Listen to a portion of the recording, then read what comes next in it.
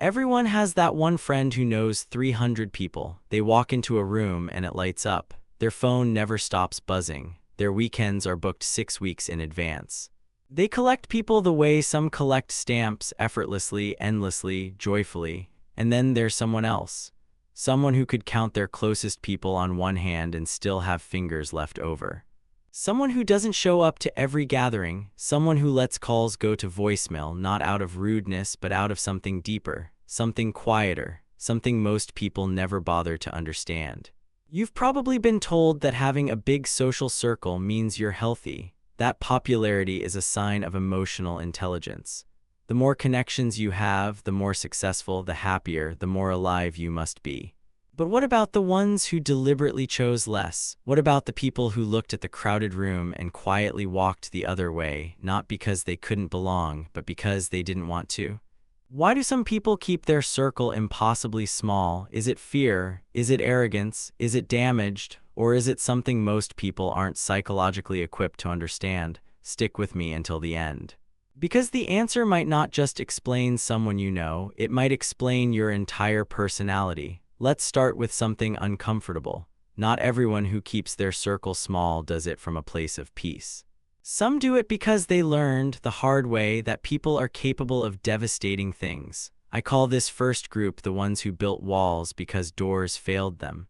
Imagine growing up in a home where love was inconsistent, where affection came with conditions, where the people who were supposed to protect you were the ones who made the world feel unsafe. Or maybe it wasn't childhood at all. Maybe it was a best friend who betrayed a secret so deeply personal that it changed the way trust felt in your body. Maybe it was a partner who slowly dismantled your confidence while smiling the entire time. Maybe it was a group of people you called family who vanished the moment you stopped being useful. Whatever the source, the result is the same. The brain learned something. It learned that closeness is a risk, that vulnerability has a cost. The more people you let in, the more entry points exist for pain. And this isn't dramatic. This is neuroscience. When someone experiences repeated emotional injury in relationships, the brain's threat detection system, specifically the amygdala, begins to associate intimacy with danger. It doesn't matter how kind the new person is. It doesn't matter how genuine the new friendship feels. The brain has already written the script. Get close, get hurt, expect the worst, and you can never be blindsided again. Psychologists call this a trauma response. The conscious mind might want connection, it might crave it desperately, but the subconscious has already built the fortress, and fortresses don't have wide open gates. They have narrow, controlled, heavily guarded entrances, so these people keep their circle small. Not because they hate people, but because their nervous system won't let them trust easily. Every new person has to pass through layers of invisible screening, consistency, time, proof, and even then there's a part of them that's always watching, always waiting, always half expecting the floor to drop. And here's the part that breaks my heart a little. Many of these people are some of the most loving, loyal, deeply caring humans you will ever meet. They don't give their energy to many, but the ones they do choose. They would walk through fire for them because they know what it feels like to be abandoned. And they refuse, absolutely refuse, to do that to someone they love. Their small circle isn't a limitation, it's a scar that became a filter. And that filter, while painful in its origin, often produces the deepest, most authentic relationships most people will never experience. If that's you, I need you to hear something. You're not broken for being selective. You're not cold for being careful. You learn something about the world that most people haven't had to learn yet, and the way you protect your peace is not a flaw, it's an adaptation. A brilliant, exhausting, deeply human adaptation. Now let's talk about the second group, and this one is going to feel uncomfortably familiar to a lot of you. These are the ones who keep their circle small, not because of past wounds, but because of present anxiety. The overthinkers. The ones whose minds never stop running simulations. You know the feeling. Someone invites you out. Before you even respond, your brain has already played out 17 scenarios. What if the conversation dies? What if they don't actually want me there? What if I say something awkward and they talk about it after I leave? What if I commit to this friendship and then they slowly realize I'm not worth the effort? This isn't insecurity in the way most people understand it. This is what psychologists call catastrophizing. It's a cognitive pattern where the mind automatically jumps to the worst possible outcome of any social situation and then treats that outcome as if it's already happened. And here's what most people don't realize. Catastrophizing isn't irrational to the person experiencing it. It feels like preparation. It feels like intelligence. It feels like, if I can predict every possible way this goes wrong, I can protect myself from being caught off guard. The brain of a chronic catastrophizer is essentially running a risk assessment on every human interaction, and that algorithm almost always returns the same result. Too risky, not worth it, stay where it's safe, so the circle shrinks. Not dramatically, not overnight, but slowly, quietly, like a tide pulling back from shore. They stop saying yes. They stop reaching out first. They stop initiating plans because the mental cost of social engagement becomes greater than the reward. And here's the cruel irony. These people are often extraordinarily socially intelligent. They read rooms better than anyone. They notice micro-expressions, shifts in tone, that barely perceptible moment when someone's smile stops reaching their eyes. They pick up on things most people miss entirely, but that gift becomes a curse. Because when you notice everything, everything becomes data. And when everything becomes data, every interaction becomes exhausting. Every conversation turns into a performance review. Every silence becomes evidence. So they retreat. They keep 2, maybe 3 people close, people who feel safe, people who don't require the constant mental gymnastics. People around whom they can finally, mercifully, turn the algorithm off. If this is you, I want you to understand something important. Your anxiety is not a character flaw. It's your brain trying to protect you using the only tools it has. The problem isn't that you think too much. The problem is that your mind treats every social situation like a threat that needs to be solved rather than an experience that can simply be felt. And that small circle you've built, it's not a prison, it's a decompression chamber. It's the place where your mind is finally allowed to rest. And there is nothing, absolutely nothing, wrong with needing that.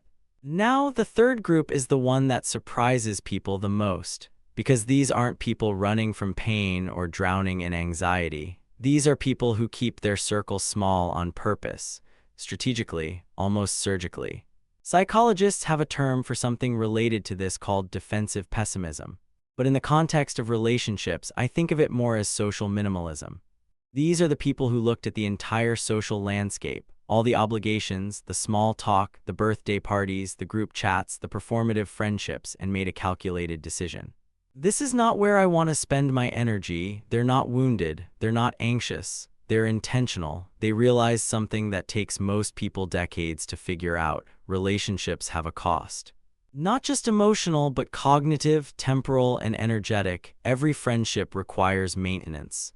Every connection demands bandwidth, and bandwidth is finite, so they audit, ruthlessly but not cruelly. They ask themselves questions most people are afraid to ask. Does this relationship add depth to my life or just noise? Am I showing up because I want to or because I feel obligated? If this person disappeared tomorrow, would I feel a genuine loss or just a gap in my routine? And based on those answers, they curate. They don't ghost. They don't burn bridges. They simply stop building ones that lead nowhere meaningful. This is the group that often gets labeled as cold, aloof, too picky, or acting like they're better than everyone. But that's a misread, a profound misread. These people don't think they're above connection. They think connection is sacred, so sacred that they refuse to dilute it. They would rather have 3 relationships that reshape who they are than 30 that merely fill their calendar. And here's the part that fascinates me psychologically. These people are often the highest performers in a crisis, because when you've spent your life being intentional about where your energy goes, you have reserves. When chaos arrives, when life falls apart, when everyone else is scrambling, the person with the small circle is calm. Not because they don't care, but because they haven't been leaking energy in 40 different directions. They've been conserving it, directing it, investing it only where it truly matters. Their small circle isn't a symptom of anything, it's a philosophy. A quiet, countercultural, deeply considered philosophy that says, I don't need more. I need meaningful, and I know the difference. So now let's sit with something honest for a moment. All three of these groups share one thing in common, and it's not what you'd expect. It's exhaustion, just different kinds of it. The first group is exhausted from healing. The second group is exhausted from thinking. And the third group is exhausted from pretending that a shallow connection was ever enough. And society doesn't make it easy for any of them. Because we live in a culture that treats social abundance as a virtue. More followers, more friends, more invitations, more proof that you matter. But here's what psychology actually tells us. Research consistently shows that the quality of your relationships matters exponentially more than the quantity. You don't need 50 friends, you need a few people who actually see you, who doesn't require a performance, who stays when staying is inconvenient, who holds space without needing to fill it with noise. The people who keep their circle small already know this. They've known it for a long time, maybe longer than they'd like to admit. And yes, this mindset does have a cost. It can lead to isolation if left unchecked. It can turn protective boundaries into prison walls. It can make someone so self-sufficient that they forget how to ask for help. It can create a life that looks peaceful on the outside but feels lonely in the unguarded hours of the night. But it also produces something rare: depth, real, unperformative, bone-deep connection with the few who made it through the gate. The kind of friendship where silence isn't awkward, it's trusted. Where vulnerability isn't punished, it's honored. Showing up doesn't require an invitation because the door was never locked for them in the first place. These people don't have a social life, they have a chosen few. And that chosen few often becomes the most stable, most honest, most resilient relational foundation a person can build. So now the question returns quietly, the way it always does when something hits a nerve. Which one are you? Are you the one who built walls because you learned that open doors invite damage? Are you the one whose mind turns every social interaction into a threat assessment, exhausting yourself before you even leave the house? Or are you the one who simply decided, clearly and without apology, that less is more and meant it? Maybe you're all three, maybe you've been each one at different chapters of your life, maybe you're still figuring it out, and that's fine. Understanding doesn't require a final answer, it just requires honesty. Here's what I'll leave you with. Keeping your circle small is not a disorder, it's not a deficiency, and it's not something that needs to be fixed by forcing yourself into rooms that drain you. It's a relationship with trust, a relationship with energy, a relationship with yourself. Some people need a crowd to feel alive, others need a single conversation that actually means something. Neither is wrong, but only one gets questioned, and it's always the quiet one. So maybe the real question isn't why you keep your circle small. Maybe it's this: do you trust the people inside it, and do they trust you? Because if the answer is yes, then your circle isn't small, it's complete. Tell me in the comments, which group did you see yourself in, and when did you first realize that fewer people meant more peace? I want to hear it, not the polished version, the real one. If this made you understand yourself or someone you love a little more clearly, hit that subscribe button. We go deep into the kind of psychology that doesn't just inform you, it explains you. Like the video so more people can find it. The next one is going to hit even harder. I'll see you there.